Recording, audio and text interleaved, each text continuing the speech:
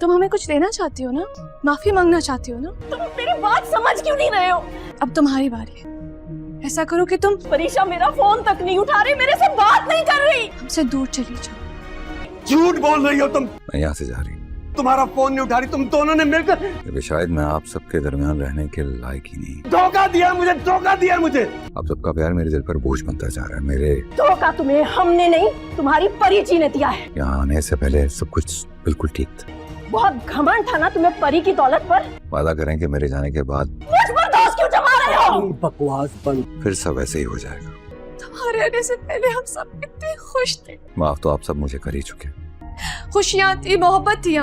हो सके तो मुझे हमेशा करीब भूल जाइए। हाँ जी नाज़रीन, ड्रामा सिलाफत के आने वाले एपिसोड में हम लोग देखने जा रहे हैं कि आखिरकार वरिशा को अपनी गलतियों का एहसास हो चुका होता है। वो शिफा से माफ़ी मांगती है, लेकिन जो कुछ उसने शिफा और वाहा के साथ किया होता है वो वरिशा को बिल्कुल माफ़ नहीं कर पाती।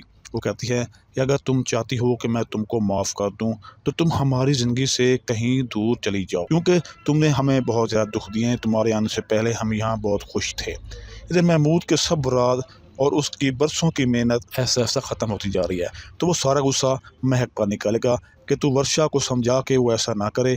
महक कहती है कि वो मेरा फ़ोन तक अटेंड नहीं कर रही, वैसे भी ये काम वरिशा का नहीं है, ये सब कुछ परी ही कर रही है तुम्हारे साथ। इधर आखिर वरिशा ने इस घर से जाने का फ़ैसला भी कर लिया होता है। वो घर में एक खत छोड़कर जाती है, इस पर लिखा होता है कि मैं इस घर से हमेशा के लिए जा रही हूँ, क्योंकि इस घर पर रहने के काबिल मैं नहीं हूँ।